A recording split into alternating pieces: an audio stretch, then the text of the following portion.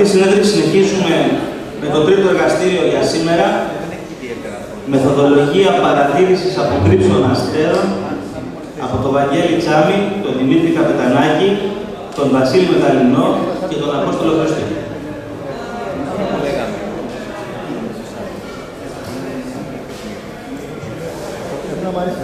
Γεια σας. Θα πούμε σήμερα κάποια πράγματα για τις αποκρύψεις αστέρων και για την μεθοδολογία παρατήρησης αποκρύψεων. Είμαστε εδώ βέβαια με αρχηγό τον Τόλι, τον Απόστολο Χριστού, ο οποίος συνεργάζεται μαζί μας, μάλλον έχει συνεργαστεί εδώ και αρκετά χρόνια σε αποκρύψεις και τον θεωρούμε δάσκαλό μας. Το Δημήτρη Καπετανάκη τον ξέρετε όλοι ως οπτικό παρατηρητή, πολύ σημαντικό και πολύ καλό παρατηρητή αποκρύψεων. Και ο Βασίλης Μεταλλινός, από την Ελληνική Εταιρεία Κέρκυρας, είχε πολύ γρήγορη, ραγδαία εξέλιξη στις αποκρύψεις, περνώντας από οπτική παρατήρηση σε παρατήρηση βίντεο με όλη τη μεθοδολογία και τον λογισμό. Θα πούμε δύο πράγματα εισαγωγικά για τις αποκρύψεις μαζί. Θα σας μιλήσει συνέχεια ο Δημήτρης Καπετανάκης για την οπτική παρατήρηση και πώς γίνεται. Και ο Βασίλης ο Μεταλλινός θα σας μιλήσει για την παρατήρηση βίντεο. Και θα σας παρουσιάσει και ένα πολύ χρήσιμο πρόγραμμα που χρησιμοποιούμε όλοι που κάνουμε αποκρύψεις αστέρων, το Quick Watcher. Ένα πολύ πρακτικό εργαλείο για να συστηματοποιήσει κανείς τη δουλειά του και πολύ εύκολα και αποδοτικά να προχωρήσει σε παρατηρήσεις αποκρύψεων αστέρων. Υπάρχει μαζί μας βέβαια εδώ και ο Απόστολος Χρήστου, ο ειδικός, ο Τόλης είναι αστρονόμος, ειδικεύεται στο ηλιακό σύστημα και για οτιδήποτε θέμα προκύψει θα μπορεί να απαντήσει και να διευκρινίσει απορίες και ερωτήσεις σε οποιοδήποτε αντικείμενο επεισοδών για φορά της αποκρύψης. Λοιπόν, τα αντικείμενα που ασχολούμαστε είναι οι αστεροειδείς της κυρίας ζώνης, οι main belt asteroids, που όπως ξέρουμε βρίσκονται στις τροχές τους μεταξύ της τροχιάς του πλανήτη Άρη και της τροχιάς του πλανήτη Δία. Είναι μια απόκρυψη, η βιομετρία της απόκρυψης. Απόκρυψη είναι το φαινόμενο που ένας αστεροειδής, ένας βράχος διαμέτρου λίγων χιλιόμετρων ή δεκάδων χιλιόμετρων ή και μεγαλύτερος, 100 χιλιόμετρα και στην πορεία του, στη φαινομενική πορεία του στον ουράνιο φωλό, θα περάσει μπροστά από έναν αστέρα και θα τον κρύψει. Ο αστέρας είναι συνεχή πηγή φωτός, ο αστεροειδής όχι. Έχει κάποιες διαστάσεις. Για όσο διάστημα ο αστεροειδής είναι μπροστά από τον αστέρα, κρύβεται το φως του αστέρα. Αυτό συμβαίνει όμως για μια ταινία, στενή πάνω στην γη.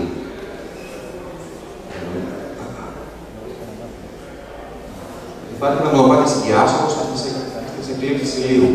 Και όσοι παρατηρητές στέκονται στο μονοπάτι αυτό, αυτοί είναι που θα δουν, θα παρατηρήσουν την απόκρυψη του αστέρα.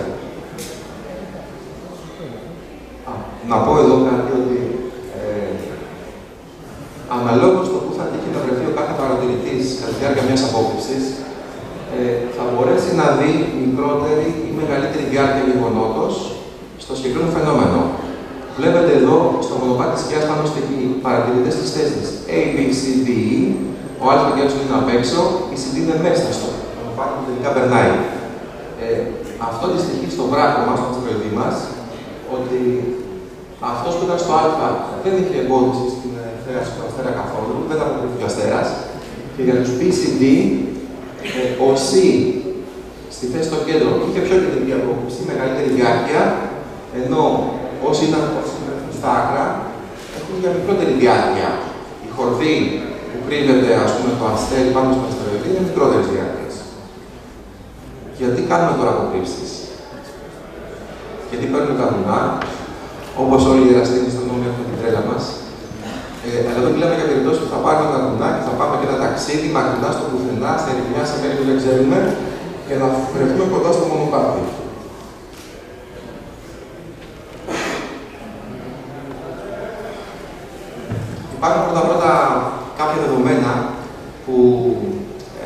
προκύπτουν από τη χρονομέτρηση αυτών των γεγονότων, τα οποία εμείς παρατηρούμε, απλά τα καταγράφουμε χρόνους και διάρκειες.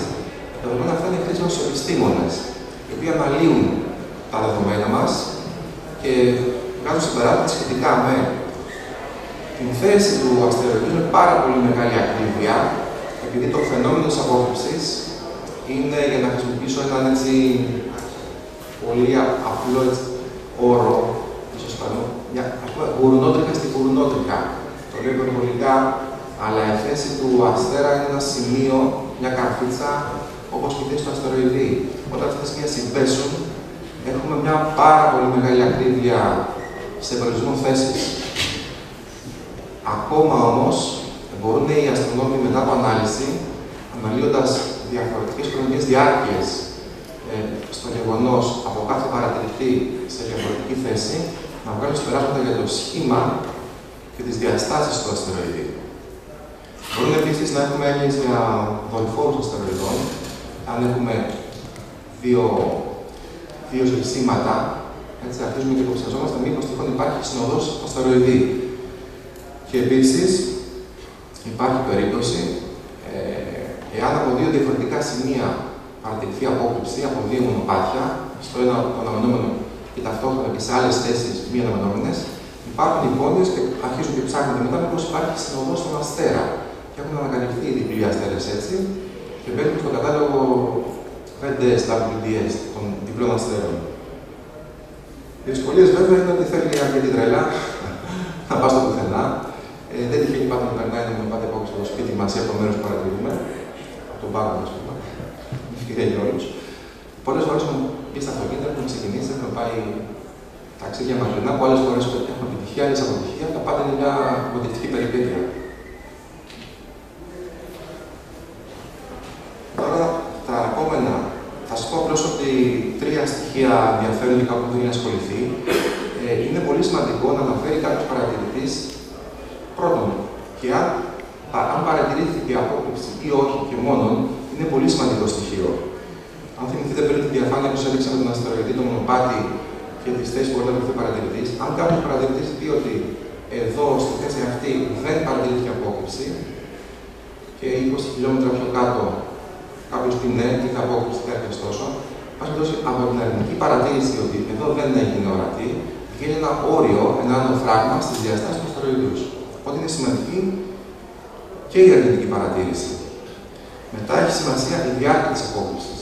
Με ένα χρονομετράκι απλό μπορεί κάποιος, θα σας μιλήσει ο Δημήτρης Καπετανάκης, απλά χρονομέτρηση κλικ-κλικ, 2 κλικ, τώρα ξεκίνησε, τώρα έσβησε, θα μεταφραστεί η διάρκεια του φαινομένου σε διαστάσεις, σε μια χορδή στο σώμα του αστεροειδούς. Και το τρίτο βήμα, ίσως πιο πολύπλοκο, είναι ότι χρησιμοποιώντας ειδικά εργαλεία συσκευές GPS, ας πούμε, ή χρονόμετρα που παίρνουν χρόνο από ατομικά ρολόγια και έχουμε ακρίβεια millisecond, μπορούμε να δώσουμε στοιχεία για την ακριβή ώρα έναρξης και λήξης του φαινομένου.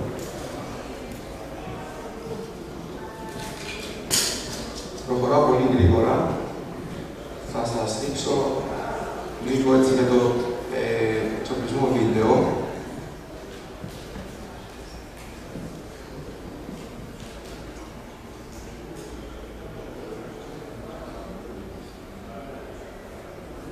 Λοιπόν, βλέπετε εδώ στο τηλεσκόπιό μας, αυτό είναι το LX50 το δικό μου το αεραστατικό, δεν είναι το βιβλίο, είναι το πούς του.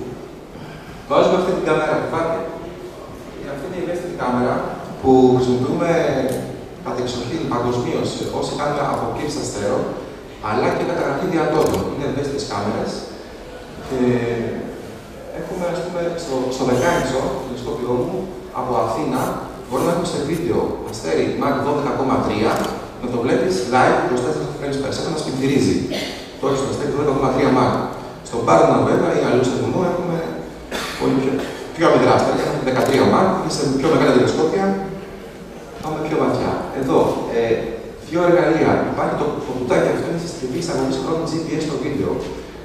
Με μια κεραία GPS, μια συσκευή της Garmin, χωρίς οθόνη, είναι τύπου, όπως λέμε, ένα PPS, ένα patch per second. Έχουμε χρόνο ακριβίας.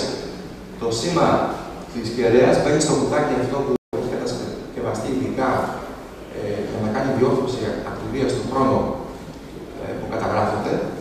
Και στην κάθε χαρά του βίντεο, 25 frames από το δευτερόλεπτο, περνούνται ο χρόνος με ακρίβεια μιλισέκοντ. Το σήμα μετά, αναλογικό σήμα βγάζει η κάμερα, μπαίνει εδώ μέσα το σήμα στο κουτάκι, γίνεται η διόρθωση, εδώ είναι η κεραία της GPS και βγαίνει το σήμα έξοδος. Ξεκίνησα με την παλιά διαφάνεια με συσκευή βίντεο VHS, με VCR. Στη θέση του VCR μπορούμε να έχουμε είτε mini TV, μια καμερούλα, είτε με ένα ψηφιοποιητή, μια είσοδο USB που έχει το σήμα στο laptop. Θα ήθελα να σας δείξω. Εδώ είναι μια τυπική εικόνα. Έχουμε πάρει τα μοντάρα μας με τον Δημήτρη και την Κυριακή στο χωριό μου, στις Ράκες της Ρήγας Φιώτιδας. Εδώ σε ένα παράθυμα ιδέες. Μια απόκριση παρατήρηση του Στέφανου στο σχολείο από Λάρισα. Και για να γίνει, εν πάση περιπτώσει, εμείς κάναμε την προσπάθειά μας. Λοιπόν, θα σας δείξω ένα βίντεο τώρα, έτσι, να πάρετε μια ιδέα το τι βλέπει το μάτι. Δεν συγκρίνεται το τι βλέπει το μάτι όταν κάνει τηλεσκόπιο σχέση με το βίντεο, με καμία εικόνα. Το βίντεο, θα σας δείξω, έχει μια αίσθηση για το πώς είναι η απόκριση. Αν δεν έχουμε και ήχο.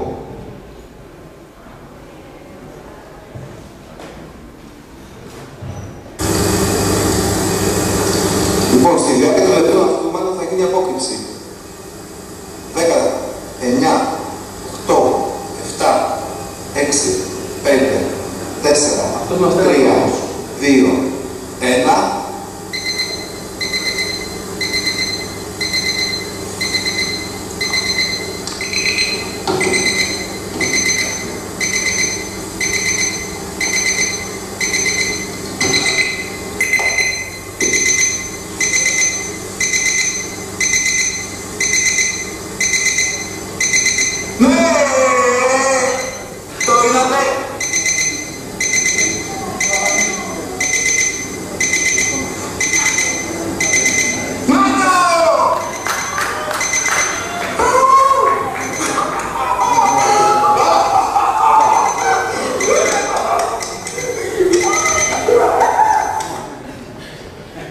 Λοιπόν, αυτή ήταν η πρώτη επιτυχία ιστορική. Είχαμε πάρει τα βουνά με μια συνεχιασμένη ημέρα από το Δημήτρη Κυριακή. Πήγαμε σε κάποια βουνά στο Μημακό, στο πουθενά, στήσαμε σε ένα χωράφι και ήμασταν αρκετά και να το δούμε.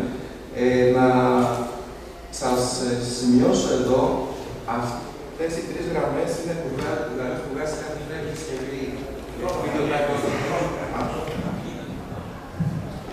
Η συσκευή που σας έδειξα πριν, το Video Time Inserter, εισάγει τρεις γραμμές εδώ, οι οποίες η πάνω γραμμή είναι longitude, γεωγραφικό μήκος.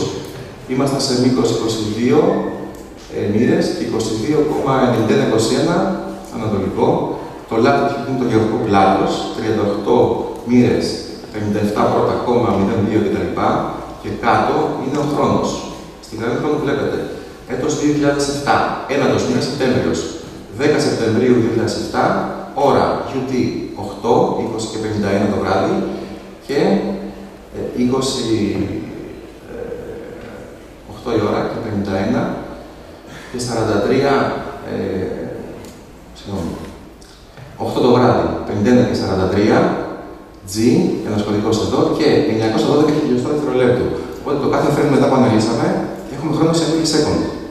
Η ακρίβεια είναι στην πλήν 0,4 millisecond. 25 frames per second είναι 0,04 seconds.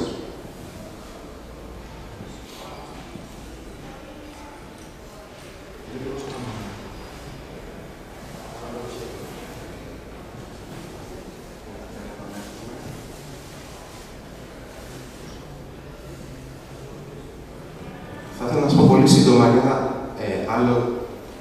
άλλη μέθοδο παρατήρησης με CCD και πώς κάνουμε κάποια φαινόμενα με CCD και βγάζουμε φωτομετρία.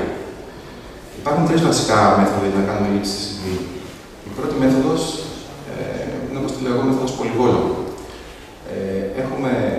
Θα χρησιμοποιήσουμε καταρχήν CCD και όχι VATEC όταν έχουμε κάποιο πολύ αμυδρό αστέρα, δεν θα πιάσει η VATEC, μπορούμε να έχουμε αστέρα 14-15 μάχη.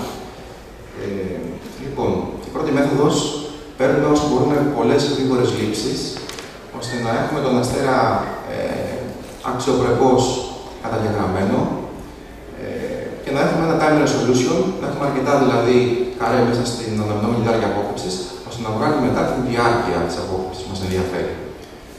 Η δεύτερη μέθοδος είναι μιας λήψης. Εδώ, όταν έχουμε μια απόκρυψη, ας πούμε, στην αρχή του λεπτού, διάρκειας μισού λεπτού, θα πάρουμε μια μεγάλη λήψη διάρκειας ενός λεπτού στη CD και θα πάρουμε και άλλες δύο λήψεις πριν και μετά, λήψεις διάρκειας. Οπότε, αν έχουμε απόκρυψη, μετά θα συγκρίνουμε. Φωτομετρικά θα δούμε εάν στο κεντρικό frame μας ενδιαφέρει είχαμε πτώση λαμπρότητας ή όχι. Μπορούμε μέχρι κάποιο βαθμό να βγάλουμε συμπεράσματα για το ποσοστό, για τον χρόνο διάρκειας της απόκρυψης, αν αναγάγουμε την φωτομετρική διαφορά ανάμεσα στις ακραίες λήψεις πριν και μετά, που ήταν όλα εντάξει, και στο κεντρικό όπου έχουμε την απόκρυψη, οπότε μπορούμε να αναγάγουμε την φωτομετρική διαφορά σε διάρκεια, αλλά με κάποια βεβαιότητα. Τρίτη μέθοδος είναι η μέθοδος drift scan. Αυτή δεν την έχω εφαρμόσει εγώ ακόμη, την έχει εφαρμόσει ο Αντώνης Φαρμακόπουλος. Είναι εδώ ο Αντώνης, νομίζω, στο αστεροσκοπείο του στη Μάουνα Κερατέα. Έχει δοκιμάσει με αυτή τη μέθοδο, που είναι πολύ ενδιαφέρουσα και σημαίνει το εξής.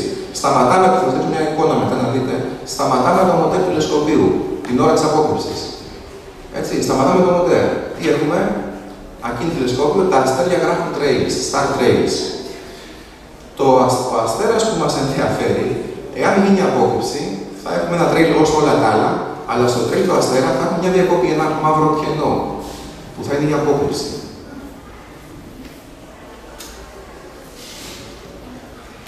Κατευθείαν θα πω εδώ. Βλέπετε εδώ, είναι αυτή η τρίτη μέθοδος. Κοιτάξτε ένα star trail. Έγραφε συνέχεια, ας πούμε, το CCD, εδώ το μοντέλο είναι κλειστό. Αυτό το κενό είναι απόκρυψη του αστέρα από το αστρονομικό Λεντεσία. Εδώ, άλλο πρακτικό παράδειγμα. Πάτησα λάθος κουμπί. Ένα άλλο χαρακτηριστικό παράδειγμα. Ένας άλλος αστεροειδής. Πληροφορίες θα βρείτε στη σελίδα της Γιώτα, www.asteroidpublication.com, πάρα πολλές σημαντικές πληροφορίες. Εδώ το συγκεκριμένο άρθρο περιγράφει πολύ καλά αυτή τη διαδικασία. Και για να πάμε λίγο πίσω, πολύ σύντομα. Λοιπόν, η μέθοδος 1, η πρώτη μέθοδος. Εδώ έχουμε μια λήψη. Βλέπετε ότι ο αστεροειδής είναι πιο μικρός από τον αστέρα. Συγγνώμη, ο αστεροειδής είναι πιο λαμπρός από τον αστέρα. Ο αστέρας στόχος είναι εδώ. Τι κάνουμε εδώ, είναι η πρώτη μέθοδος με τις γρήγορες λήψεις. Παίρνουμε τέτοια την ώρα της απόκρυψης, τέτοια μικρά frames. Θέλουμε το εξής εδώ, θέλουμε να υπάρχουν πολλά frames και γρήγορα, να αποτυπώνεται καλά ο αστέρας, ο στόχος, ο αστέρας και οι ζωγραφίες μαζί. Και γι' αυτό, για να κατεβάσουμε το χρόνο download από το CCD στα κάμερα, κάνουμε σαν frame, δηλαδή παίρνουμε ένα μικρό frame. Δεν μας ενδιαφέρει να έχουμε όλο το καρέ, για να κρατήσουμε χρόνο. Με φωτομετρία μετά, θα περάσουμε frames, εδώ είναι ο στόχος, είναι αστέρας και αστροειδής μαζί, δύο αστέρες αναφοράς. Αυτή την καμπύλη βγάλαμε με το Maxim DA. Εδώ αυτή η μείωση είναι δείχνει ότι είχαμε κάποιο φαινόμενο απόκρυση. Και ανεξάρτητα, ο Απόστολος Χρήστου με τα δεδομένα μας έκανε αυτή εδώ την φωτομετρική καμπύλη για το ίδιο γεγονός. Οπότε είναι normalized αυτή η καμπύλη από 0 έως 1 και έχουμε πάλι στον ίδιο χρόνο το ίδιο φαινόμενο. Ωραία. Θα σταματήσω εδώ για να συνεχίσω ο Δημήτρης Καπερνάκης με αυτή την παρατήρηση.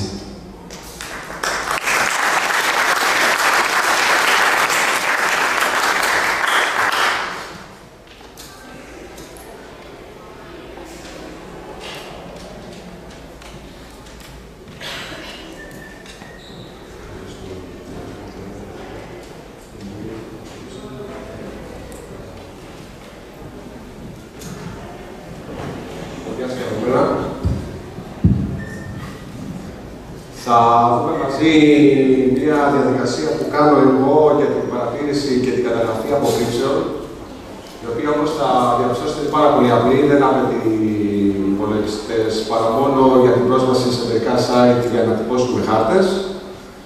Φυσικά θέλει τηλεσκόπιο, δυνατότητα μετακίνησης και ένα χρονόμετρο απλό ψηφιακό και το ορυκτικό ρολόι που είναι, θα το δούμε και μετά, που είναι για το ακριβές χρονικό σημείο που θα πάρουμε τις μετρήσεις μας. Σε δύο μέρη χωρίζεται αυτό το πράγμα. Είναι αυτό το οποίο θα κάνουμε από το σπίτι και αυτό που θα ακολουθήσουμε σαν διαδικασία στο βουνό, σε βουνό πάνω, που έχουμε και σκοτεινό ουρανό εκεί. Το προφανές και το πιο βασικό από το κομμάτι που είναι για το σπίτι, είναι και το βήμα 1, είναι η επιλογή επιθυμητής απόκρυψης και την εκτύπωση χαρτών από το site που θα σας πω τώρα, να δούμε ποια από όλα τα φαινόμενα είναι παρατηρήσιμο από τον τόπο ή από το σημείο που έχουμε σκοπό να μετακινηθούμε. Συνήθως δεν είναι από το σπίτι μας, από το μπαλκόνι μας, είναι μερικά χιλιόμετρα μακριά, δεκάδες χιλιόμετρα μακριά και ανάλογα βλέπουμε τις δυνατότητες μας και τι ώρα είναι, θα το δούμε και μετά αυτό. Και η απόκρυψη, αν δουλεύουμε αύριο βασικό, έχουμε τη διαδρομή, θα έχουμε και τη κούραση, η νύστα και όλα αυτά. Είναι το site αυτό, δεν ξέρω αν το βλέπετε, είναι λίγο απλό, θα το βάλω και στα πρακτικά. Όπου αν πατήσετε θα σας βγάλει λίστα με τα φαινόμενα ανεξάρτητα από την περιοχή που θα βρίσκεστε, γιατί είναι για όλη την Ιφίλιο αυτό. Συνήθως για φαινόμενα που σχετίζονται με την Ευρώπη και μάλλον και την Ελλάδα, γιατί αυτό μας ενδιαφέρει, είναι επισημασμένα με το Europe και το South Europe. Σε μερικές περιπτώσεις είναι και το Greece, αλλά μας ενδιαφέρει περισσότερο το Europe και το South Europe. Σπάνια είναι Greece, γιατί διακρίνεται από όλοι και από άλλες χώρες, δεν μόνο από την Ελλάδα. Οπότε, με το που θα δούμε εμείς Europe, ξέρω εγώ εδώ, το συγκεκριμένο έχει μόνο από ό,τι βλέπω 2, έχει και αυτό. Θα πατήσουμε δίπλα, έχει ένα link εδώ, για το κάθε φαινόμενο. Ένα link που θα το πατήσουμε και θα δούμε λεπτομέρειες και δεδομένα του. Μάνι, από εδώ βλέπουμε την ημερομηνία, την ώρα UT, γενικά σαν δεδομένα. Αστεροειδής όνομα και ο αριθμός του με τη σειρά της ανακαλύψεως του. Δεν μας αφορά αυτό. Και το αστέρι που θα αποκρυφτεί. Αυτό είναι σημαντικό γιατί αν είναι οπτικά όπως μιλάμε τώρα, πρέπει να είναι αρκετά δυνατό να το δούμε με το μάτι. Θα σας πω μετά και ποια όρια έχουμε. Πάμε παρακάτω. Αφού έχουμε λοιπόν πατήσει ένα link που μας ενδιαφέρει, ξέρω εγώ αυτό που λέει Europe εδώ, το πατάμε αυτό και μας βγάζει στην επόμενη διαφάνεια που είναι αυτό το πράγμα. Εδώ έχουμε πιο συγκεκριμένα πράγματα πια. Έναν γενικό χάρτη όπου δείχνει και το μονοπάτι της σκιάς της απόκρυψης από τον αστεροειδή. Βλέπουμε ότι γενικά περνάει από την Ελλάδα, οπότε λέμε εντάξει, μας κάνει, ας πάω παρακάτω. Το συγκεκριμένο είναι μάλιστα ένα φαινόμενο που το επιχειρήσαμε μαζί με τον Αντώνη τον Φαρμακόπουλο από το εξωτερικό από την Κερατέα. Βολική ώρα ήταν, δεν ήταν κάτι δύσκολο. Η Κερατέα είναι πόση ώρα από την Αθήνα. Βλέπουμε μετά εδώ ένα άλλο link, θα το δούμε μετά, όπου θα βγάλει τον πιο λεπτομερή χάρτη και το πιο ευρυγόνιο. Και μετά έχουμε τους πιο έτσι, και το zoom της υπόθεσης, τους χάρτες εδώ, τους λεπτομερείς πια, για την έβρεση του αστεριού που μας ενδιαφέρει και τα στοιχεία φαίνονται εδώ, για το αστέρι. Είναι όνομα και το μέγεθος. Πάμε λίγο. Αυτό εδώ πέρα το οποίο βλέπετε, είπαμε είναι ένας γενικός χάρτης, είναι link στην ουσία, δεν είναι φωτογραφία, δεν έχουμε τώρα ίντερνετ να το διαπιστώσετε. Θα βγάλει εδώ ένα χεράκι, το πατάμε και μας βγάζει αυτό. Αυτό είναι πια μια εικόνα εκτίμησης του φαινομένου όσον αφορά τις πιθανότητες παρατήρησης και τις δικές μας, σαν άτομα, σαν μάτι, και τις πιθανότητες από τη φύση του φαινομένου, το πόσο πιθανό είναι να παρατηρηθεί απόκρυψη από εκεί. Δεν ξέρω, τώρα δεν τα βλέπετε καλά. Να πούμε δύο λογάκια για τα δεδομένα τα οποία βλέπουμε εδώ. Έχουμε αστεροειδής αυτός, αποκρύπτει αστέρι αυτό από το κατάλογο τύπου. Στις 18 Ιουλίου 2011, από 21 και 31 μέχρι 21 και 54 UT. Σημαντικό UT, μην μπερδευτούμε, είναι UT ώρα. Άμα είναι καλοκαίρι, ό,τι βλέπουμε είναι συν 3. Αν είναι χειμώνας, είναι συν 2 για την Ελλάδα. Παρατηρήστε αυτό, ότι είναι, δεν είναι, θα το πούμε μετά, σημείο χρονικό συγκεκριμένο, είναι μια περιοχή εμφανίσεως απόκρυψης από την αρχή μέχρι και το τέλος του φαινομένου. Γι' αυτό είναι διάστημα χρονικό, δεν είναι σημείο. Και μετά πάμε παρακάτω λίγο σύντομα. MV είναι ο οπτικό μέγεθος του αστεριού μας. Βλέπουμε, αν το βλέπουμε με το μάτι μπορούμε, δεν είναι κανένα 15 δεν μπορούμε. Αυτό ήταν 10,8 αριθμητικά, το βλέπω και εδώ. Οπότε μια πράγματα το χτάρι. Εύκολο. Από σκοτεινό ουρανό. Εδώ έχουμε ένα άλλο MP, δεν μας ενδιαφέρει πολύ, είναι φωτογραφικό μέγεθος, δεν μας αφορά η φωτογραφία. Εδώ είναι μόνο με το μάτι, με τα πιο απλά μέσα που παρατηρούμε. Και αυτό πρέπει να είναι το μέγεθος στο κόκκινο. Είναι μια κίνηση για το τι απόχρωση έχει και το αστέρι μας. Πού αυτό μας ενδιαφέρει για το συγκεκριμένο. Εδώ οι δύο γραμμούλες εδώ είναι οι συντεταγμένες, η ορθή αναφορά, το array και η απόκριση του. Με το 2000, έτσι, γιατί έχουμε μετάδοση, δεν μας ενδιαφέρει το από κάτω δηλαδή. Μέγιστη διάρκεια ήταν γύρω στα 3,5 δευτερόλεπτα, αρκετά μεγάλη, οπότε συνεχίζουμε και λέμε ότι ναι, μας κάνει σαν φαινόμενο, γιατί έχει μεγάλη διάρκεια, δεν είναι μισό δευτερόλεπτο, ξέρω εγώ, και το ένα είναι δύσκολο. Μάτι τρόπο είναι μείωση μεγέθους, αν παρατηρηθεί απόκρυψη, η οποία για το μάτι δυστυχώς έχουμε τους περιορισμούς να την θέλουμε μεγαλύτερο από μισό μέγεθος. Και το μισό μέγεθος είναι πολύ δύσκολο να διαπιστώσουμε. Εκεί πέσω πάρα πολύ παράδοξο. Αυτό βέβαια ήταν 2,7 μείωση μεγέθους μια χαρά. Ήταν δηλαδή από 10,8 θα πήγαινε σχεδόν 12,5. Θα το χάναμε σχεδόν. Οπότε εντάξει μας κάνει, έχει μεγάλη μείωση μεγέθους. Πάμε λίγο παρακάτω. Εδώ είναι απόσταση γωνιακή από τον ήλιο, μέση απόσταση γωνιακή από τον ήλιο και από το φεγγάρι. Το φεγγάρι εδώ μας ενδιαφέρει, ήταν σε φάση 80. Ήταν φεγγάρι που 87 πρέπει να λέει. Λίγο κάτω σε αυτό μας δυσκολεύει, δεν είναι μας όμως, ελπίζουμε. Αστεροειδής, μέγεθος, 13,1 ήταν. Φαινόταν. Δύσκολα αλλά φαινόταν. Και να μην φαίνεται δεν μας πειράζει, αλλά το να φαίνεται αστεροειδής μας ενδιαφέρει αισθητικά, γιατί είναι πολύ ωραίο φαινόμενο να πλησιάζει. Είναι πολύ ωραίο συνέστημα αυτό. Αν φαίνεται, είναι πολύ επιθυμητό. Διάμετρος του αστεροειδούς από μερικά χιλιόμετρα μέχρι μερικές δεκάδες, γενικά από ό,τι έχω δει δηλαδή. Τα υπόλοιπα δεν μας ενδιαφέρουν είναι ο ρυθμός μεταβολής των συντεταγμένων σε μία ώρα. Δηλαδή έχουμε μία εικόνα για την ταχύτητά του που θα διασχίσει τον ουρανό. Δεν μας ενδιαφέρει ούτε αυτό. Τα πιο σημαντικά δηλαδή είναι το χρονικό σημείο, συντεταγμένες, θα το δούμε μετά και στο χάρτη, μέγεθος αστεριού, μέγεθος αστεροειδούς, διάρκεια απόκρυψης και μείωση λαμπρότητας. Αυτά τέλος. Όλα αυτά ήταν δευτερεύοντα. Αν θυμάστε εδώ πέρα στην αρχή, είχαμε μερικούς χάρτες που θα τους δούμε τώρα στην επόμενη διαφάνεια. White Fit, 15 μοίρες, 5, 2 και 30. Είναι πολιτικοί χάρτες λεπτομερείς για το πιο αστέρι από όλα αυτά τα οποία βλέπουμε από το προσωπάριο είναι αυτό που θα αποκριθεί. Πάμε παρακάτω λοιπόν.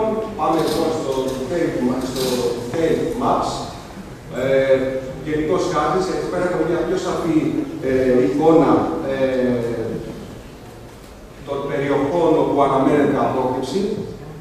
οποίες καθορίζονται από τη μεγάλη γραμμή, την πλατιά γραμμή που στην φωτογραφία είναι πιο σκούρα από την διαδικομένη.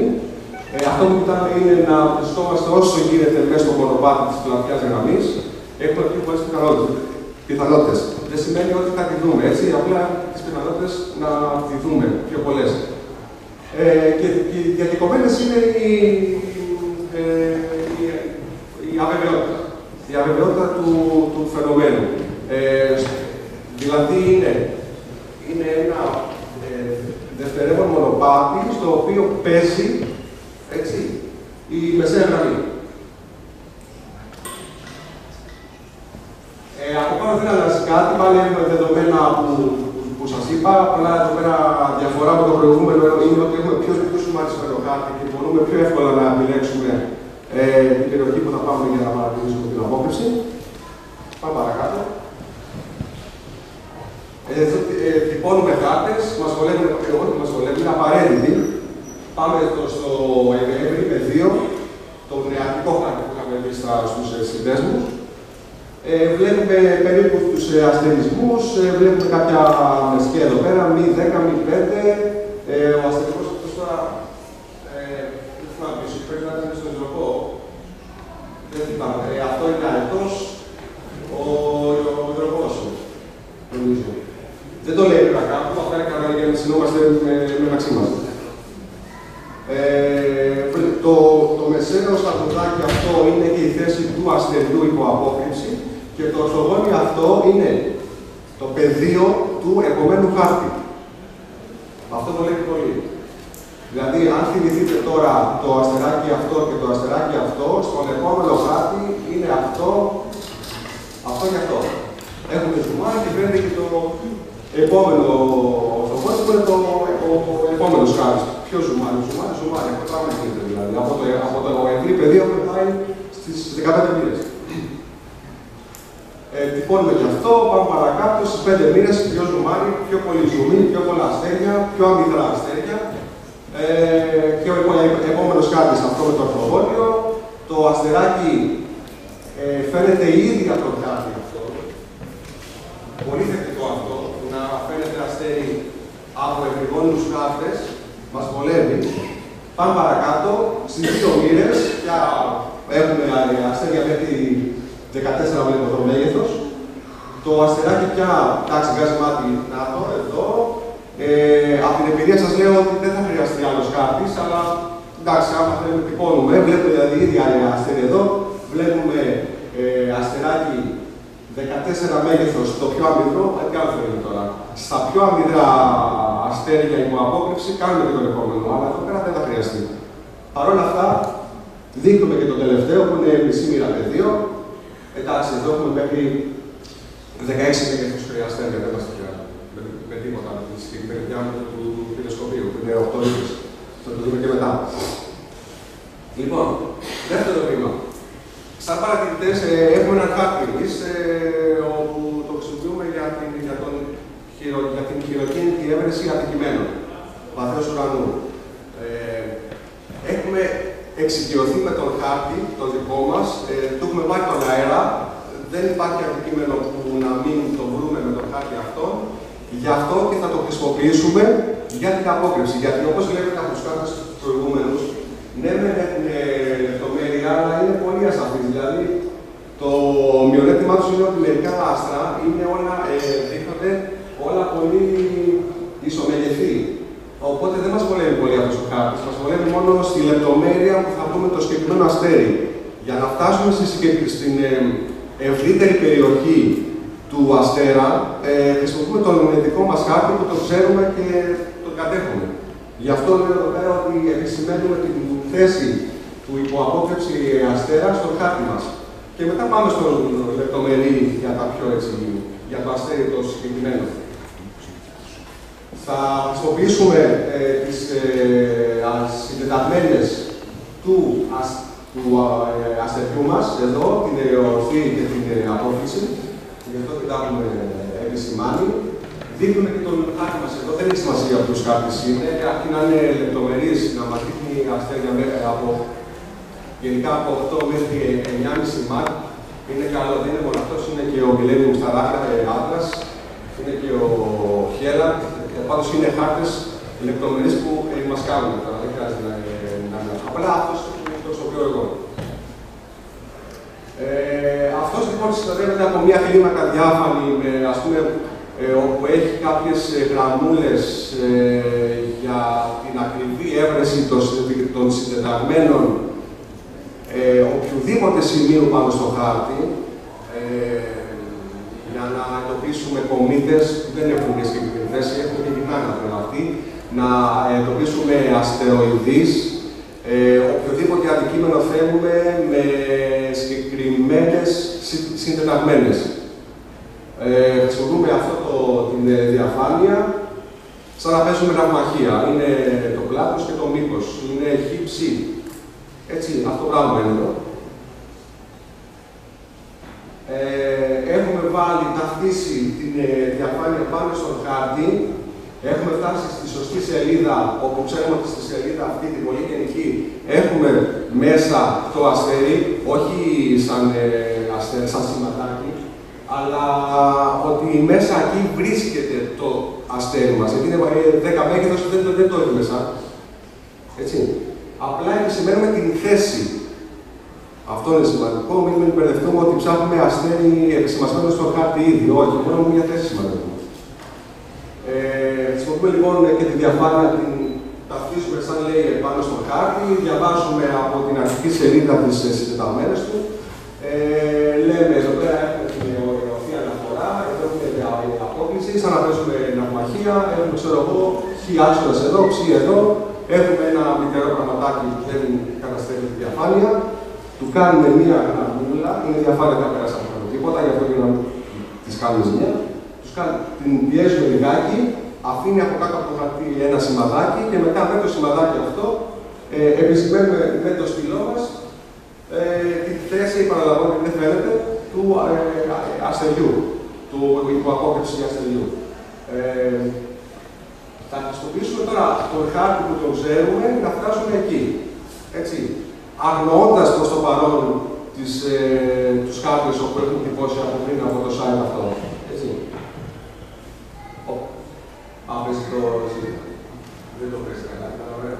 Λοιπόν, από το σπίτι δεν έχουμε κάτι άλλο. Έχουμε το χάρτη, έχουμε επισημάνει την θέση του αστεριού μας. Δεν έχουμε κάτι άλλο, πάμε στο σημείο, στην παρατήρηση όπου είναι, ξέρω εγώ, για να δοκιμάσουμε την απόκριση. Μην περιμένουμε πώς θα τη δούμε σίγουρα, έτσι δεν απογοητευόμαστε, απλά πάμε για να περάσουμε καλά και να μην τη δούμε όπως είδαμε για το Βαγγέλη, πάλι σημαντικό. Λοιπόν, σύνεργα. Είναι πάρα πολύ απλά. Φυσικά ένα μικρομεσαίο πλέον τηλεσκόπιο. Εγώ αυτό που έχω είναι ένα νευτόνιο Πλάνιτσο σε σημερινή στήριξη. Δεν έχει οδήγηση, δεν έχω ποτέ, δεν τα χρησιμοποιώ. Ένα νευτόνιο, σημερινό και τέλος αυτό. Ούτε το τίποτα. Ό,τι θέλετε να είναι, αρκεί να είναι παραπάνω ή ίσο με 8 ίντσες διάμετρο. Είναι καλό, δηλαδή μας βολεύει, να μας δυσκολεύσει. Και με το ψώνι αρχίζει φυσικά, δεν έχουμε κανένα περιορισμό. Απλά παραπάνω χρειαζόμαστε ένα ειδικό ρολογάκι εδώ πέρα, το οποίο λαμβάνει σήματα, ραδιοσύματα από κάποιον πομπό στη Γερμανία για ακρίβεια ατομικού ρολογιού, για τον καθορισμό των χρονικών σημείων έναρξης, λήξης του φαινομένου σε τοπική ώρα. Όστε. Το έχει πάρει 50 ευρώ αυτό. Πώς? Κάπου εκεί. Και το φυσικά ένα απλό χρονόμετρο, ψηφιακό χρονόμετρο, stopwatch, που το έχουν οι αθλητές.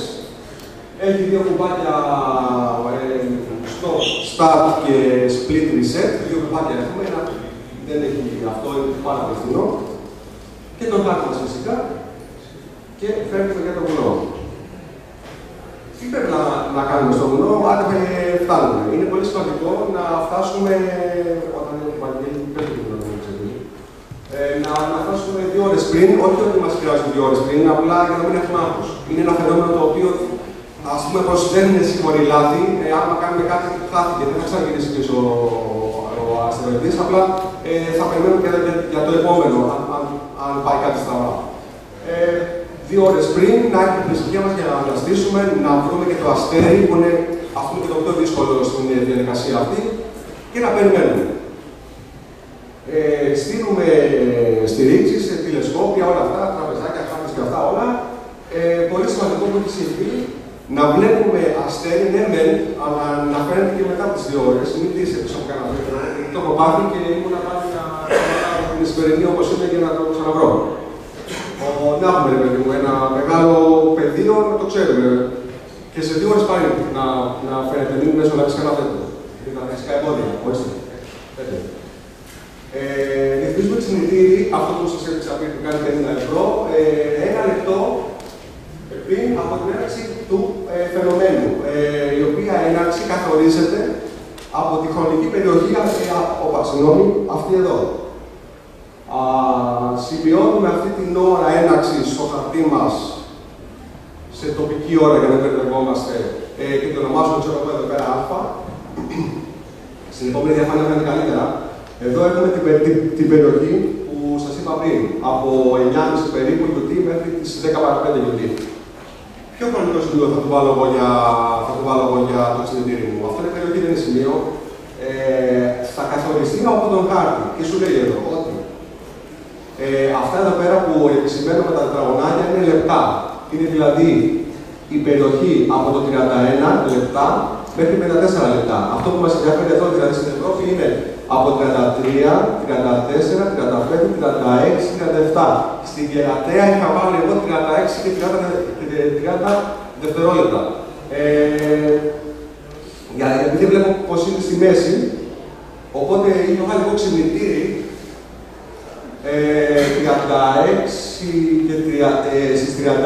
και 30 ήταν η απόκριση. 1 λεπτό πριν που λέγαμε ότι βάζουμε ξυπνητήρι, το είχα βάλει στις 35 και 30.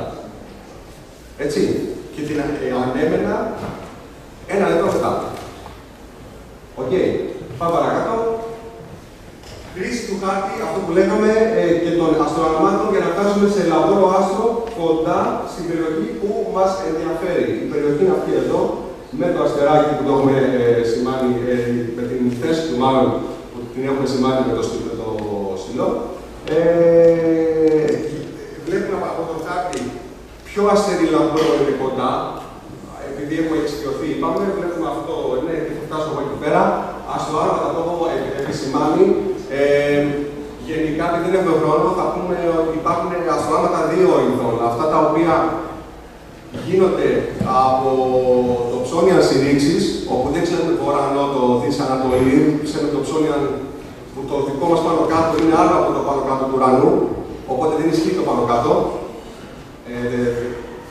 Δεξιά-αριστερά, τα οποία είναι αστροάλματα που σχετίζονται όχι με το άλμα από αστέρι σε αστέρι. Αυτό έχει γίνει μια παρεξήγηση που δυσκολεύει πάρα πολλούς. Γίνεται άλμα από αστρικό σχηματισμό σε ένα άλλο. Δηλαδή αυτοί μας ορίζουν την περιοχή που θα στραφούμε, που θα πορευτούμε στον ουρανό. Αστέρια στον ουρανό είναι πολλά, ειδικά όσο βλέπουμε από τον ερευνητή. Αυτό που θα μας ορίσει ποιο δρόμο θα ακολουθήσουμε δεν είναι αστέρια αυτά καθεαυτά, είναι σχήματα, από αστροσχήματα σε αστροσχήματα πηγαίνουμε. Γιατί αυτά είναι ασύμετρα γενικά, δεν μας μπερδεύουν, είναι αυτό και αυτό τέλος. Δηλαδή, ό,τι και να βλέπουμε από τον ερευνητή. Και το άλλο είναι αστροάλματα από την Ισημερινή που τα κάνω εγώ, που ξέρουμε ποια βορρά, νότο, ανατολή, δύση. Πηγαίνουμε σύμφωνα και με το χάρτη μας πια, γιατί και ο χάρτη μας είναι βορράς-νότος και ανατολή-δύση. Πάμε βορειοδυτικά, νοτιοδυτικά, από τα αστέρια, αυτό κτλ. Αυτό είναι και το πλεονέκτημα της σημερινής στήριξης. Αυτό επιγραμματικά είναι 2 ειδών αστροάλματα για να, σε λαμπρό άστρο. Και το επισημαίνουμε εδώ. Πάμε παρακάτω λίγο. Αφού έχουμε βρει το αστεράκι αυτό στο χάρτη μας και το βλέπουμε και στο φαγό, στο τηλεσκόπιο, πάμε, το ταυτίζουμε, το διασταυρώνουμε με το αστέρι που έχουμε εντυπώσει στους χάρτες από το site αυτό. Αυτό είναι το κάτω. Δηλαδή αυτό βλέπουμε από το πιστοθάλμιο και αυτό είναι και το αστεράκι το οποίο φαίνεται και το ταυτοποιήσαμε στο χάρτη.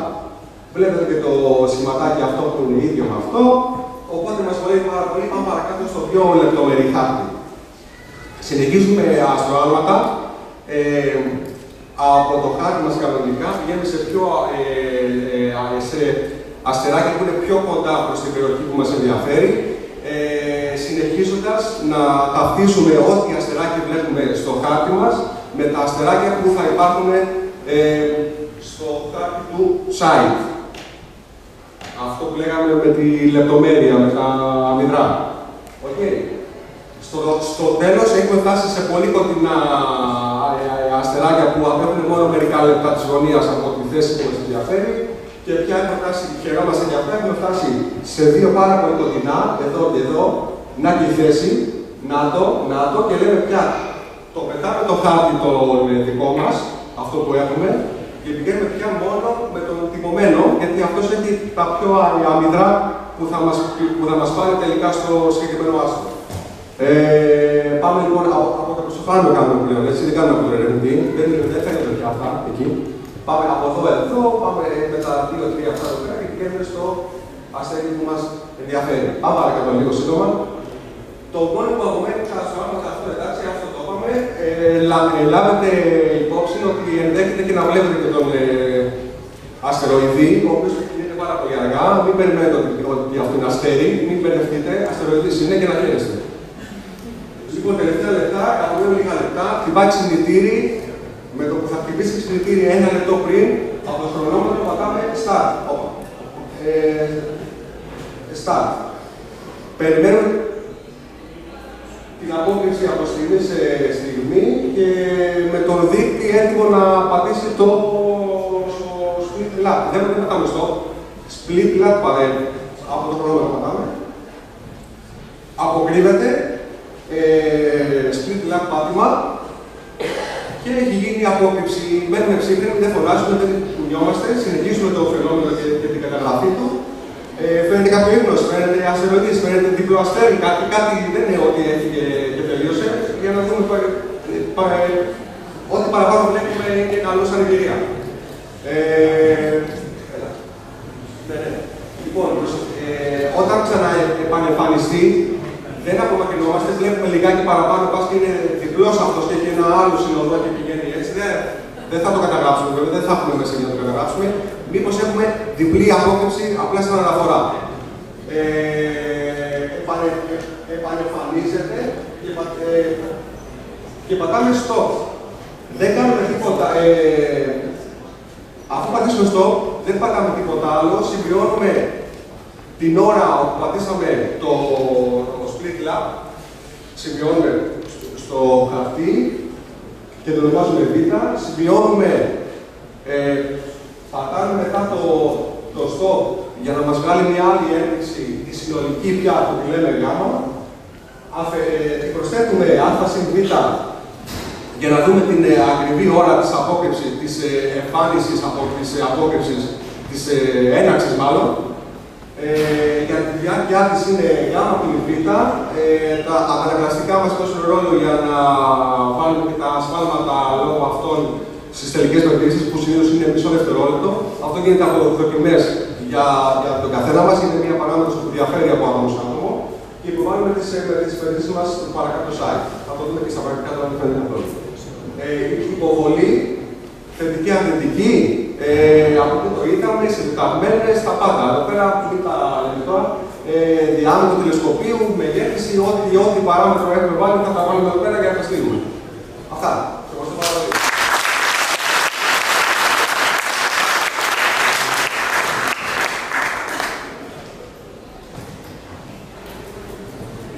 Καλησπέρα και από μένα.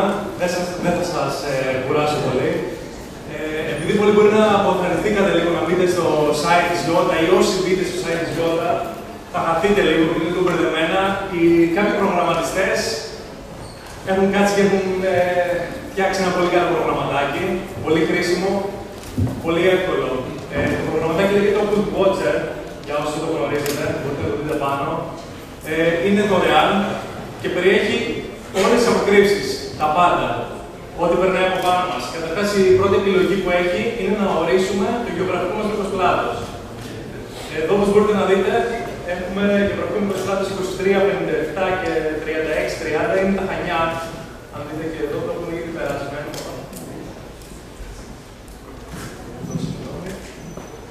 Έχουμε ήδη περάσει το γεωγραφικό μήκος-πλάτος από τα Χανιά. Πάτε εδώ στα sites, εδώ λέει Χανιά κατευθείαν. Οπότε έχουμε ορίσει το πρόγραμμα να έχουμε τα Χανιά. Κάποιες άλλες επιλογές για το πρόγραμμα είναι ποιες περιοχές να μας εμφανίζει από τις αποκρύψεις. Μπορείτε να δείτε. Επίσης, μία άλλη επιλογή για το πρόγραμμα είναι να μας εμφανίζει πότε έχουμε κάποιο γεγονός από πάνω μας. Δηλαδή, ένα πρόγραμμα που τρέχει με τα Windows μας πετάει κατευθείαν την πληροφορία πότε μια απόκρυψη θα είναι ορατή από πάνω μας, πάνω από την Κρήτη για παράδειγμα. Κάποιες άλλες πληροφορίες είναι να μας εμφανίζει ποιες αποκρύψεις θέλουμε να δούμε. Δηλαδή, επειδή υπάρχουν διάφορες εταιρείες, να τις πω, η Γιώτα, ας πούμε, που ψάχνουν για αποκρύψεις, υπάρχει η ΕΑΟΝ, μπορεί να μας δείξει αποκρύψεις από τις ΕΑΟΝ. Για να μην μπαίνουμε δηλαδή στο site της Γιώτα ή στο site της ΕΑΟΝ, να ψάχνουμε την Ευρώπη, να ψάχνουμε να πούμε την Ελλάδα, τα Χανιά, ποιο περνάει πάνω από τα Χανιά, κατευθείαν το πρόγραμμα το κάνει αυτό για εμάς. Κάνουμε και την ΕΑΟΝ, περνάμε και τα στοιχεία μας. Εδώ δηλαδή θα περάσουμε π.χ. Μεταλλινός Βασίλης, τάδε γεωγραφικό μήκος-πλάτος, τάδε περιοχή. Κατευθείαν πατάμε OK, κάνουμε και ένα synchronize και μας εμφανίζει όλους τους αστεροειδείς που βρίσκονται αυτή τη στιγμή από πάνω μας. Δηλαδή μπορείτε να δείτε ότι π.χ. προς Ερπίνα αυτή τη στιγμή θα φανεί από πάνω μας, εδώ στα Χανιά, 4 Νοεμβρίου και ώρα 6 το πρωί. Έχει μέγεθος 11 μάρ, διάμετρο 26 χιλιόμετρα.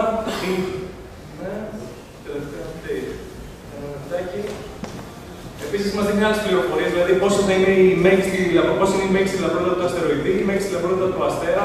Ό,τι δηλαδή μας είπε ο Δημήτρης πριν, μας το κάνει το πρόγραμμα κατευθείαν. Εδώ, από κάτω η περιοχή, που έχει το πράσινο, στο πράσινο είναι η ζώνη, η κύρια ζώνη, εκεί που θα δούμε σίγουρα απόκρυψη, που έχει τις πιο μεγάλες πιθανότητες να μας δείξει απόκρυψη. Η δεξιά και η αριστερή περιοχή, η ροζ, είναι αυτές που έχουν μικρότερη πιθανότητα, είναι σίγμα 1 περιοχή, δηλαδή έχει γύρω στο 20% πιθανότητα να δει εκεί απόκρυψη, επειδή είναι τα όρια του αστεροειδή. Και στις πιο έξω περιοχές, στη σίγμα 2, εδώ στις λευκές, αν μπορείτε να δείτε και τις γραμμές της ροζ, είναι περιοχές που κατά πάσα πιθανότητα δεν θα δουν απόκρυψη, αλλά έχουν ένα ποσοστό 1% να δουν απόκρυψη. Από την κάτω πλευρά είναι αυτά που μας είπε και ο Δημήτρης.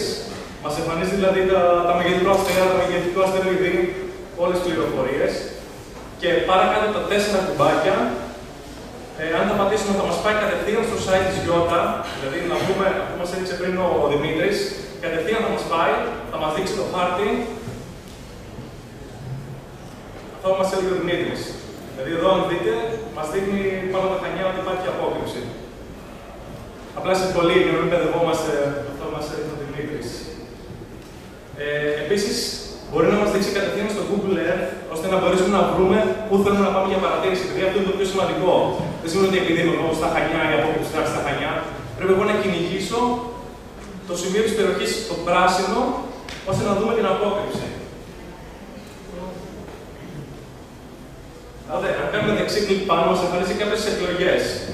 Αν πάμε View Target Star in Google Earth, στο Google Earth, θα μας ανοίξει το Google Earth, θα μας δείξει όλη την περιοχή πάνω στο Google Earth.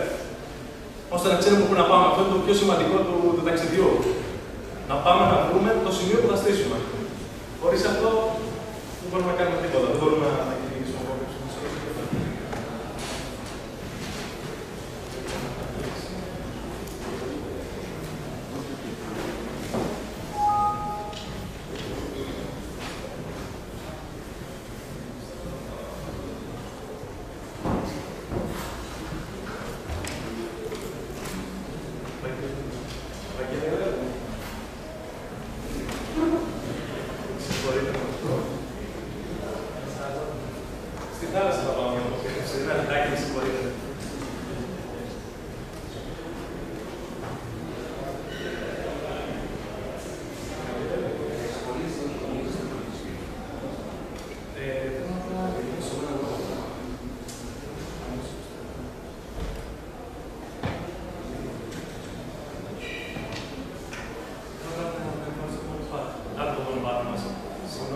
καθυστέρηση.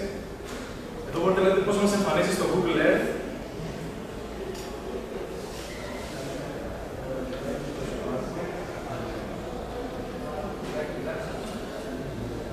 Δηλαδή, βλέπετε ότι σχεδόν όλη η Κρήτη στη συγκεκριμένη απόκρυψη είναι μέσα στο μονοπάτι. Απλά το καλύτερο σημείο είναι οπουδήποτε κοντά στην πράσινη περιοχή. Εκεί θα δούμε σίγουρα την απόκρυψη. Όπως μπορείτε να δείτε. Βέβαια υπάρχουν και πιθανότητες να μην τη δούμε. Αν για κάποιο λόγο η Βάστερης θα μετακινηθεί. Βέβαια πρέπει να πάρουμε και πρόγνωση καιρού. Μην την πατήσουμε στους δρακονίδες της βράδυ. Και να έχεις πάρει και τηλέφωνο. Λοιπόν, άλλη μια επιλογή που έχει το προγραμματάκι. Κάνουμε δεξί κλικ και ανοίγουμε με το Occult. Άλλο ένα πρόγραμμα για αποκρύψεις. Λοιπόν,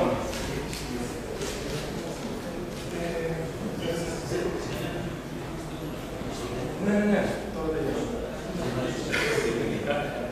Λοιπόν, το Occult είναι άλλο ένα πρόγραμμα για αποκρύψεις, το οποίο αν κάνουμε δεξί κλικ, μπορούμε να ανοίξουμε κατευθείαν με το Visor να μας δείξει ο συγκεκριμένος αστέρας που βρίσκεται και ποιος είναι. Επειδή διάφοροι αστέρες ονομάζονται με ό,τι όνομα τους έρθει ή με οποιοδήποτε χάρτη.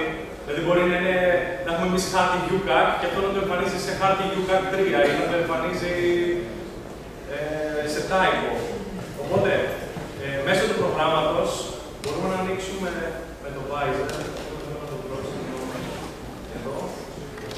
Και μας κάνει μετατροπή κατευθείαν το συγκεκριμένο αστέρα. Δηλαδή, ο συγκεκριμένος αστέρας είναι ο. Λοιπόν, ο συγκεκριμένος αστέρας που θα γίνει η απόκρυψη που συζητάμε είναι ο UCAC 2 4083-1420. Άντε, ωραία, τον είπαμε, αλλά ποιος είναι, πού είναι. Π.χ. όσοι έχουν προγράμματα, όπως είναι το Cartesian ή το Starry Night, δεν έχουν UCAC 2. Οπότε το συγκεκριμένο πρόγραμμα, το Visor, μας μετατρέπει τον αστέρα από 2 UCAC σε κάτι άλλο. Δηλαδή, όταν θέλω σε Tycho ή όταν θέλω. Δηλαδή, μπορείτε να δείτε πώς λέγεται ο κάθε αστέρας σε άλλο κατάλογο. Είναι το πιο σημαντικό. Ειδικά για τα προγράμματα, τα πλανητάρια στον υπολογιστή είναι σημαντικό. Και μπορείτε να δείτε ότι σε κάθε χάρτη, αν δείτε εδώ, είναι το σημείο που βρίσκεται ο αστέρας. Σε κάθε χάρτη έχουν λίγο διαφορετικό σημείο. Οπότε και αυτό λίγο μας νοιάζει, γιατί με βάση το κάθε χάρτη, ο αστεροειδής θα βρίσκεται σε άλλη θέση. Οπότε μπορεί να έχουμε απόκρυψη, μπορεί και να μην έχουμε απόκρυψη. Οπότε είναι σημαντικό να ξέρουμε και σε ποιο χάρτη αναφερόμαστε και να μην γίνει μπέρδεμα. Δηλαδή, αν πω ότι δεν είδα ή είδα απόκρυψη από τον τάδε αστέρα, είναι καλό να πάω με βάση την πρόγνωση που μου δίνει η γιώτα ή η αιών στο συγκεκριμένο χάρτη. Εγώ ακολουθώ ότι μου δίνει η αιών. Εντάξει. Μετά θα το αλλάξω να το ψάξω, αλλά θα ξέρω ότι ίσως υπάρχει κάποιο πιθανό σφάλμα. Αυτό είναι όλο. Αυτά από μένα. Δεν έχω κάτι άλλο να πω.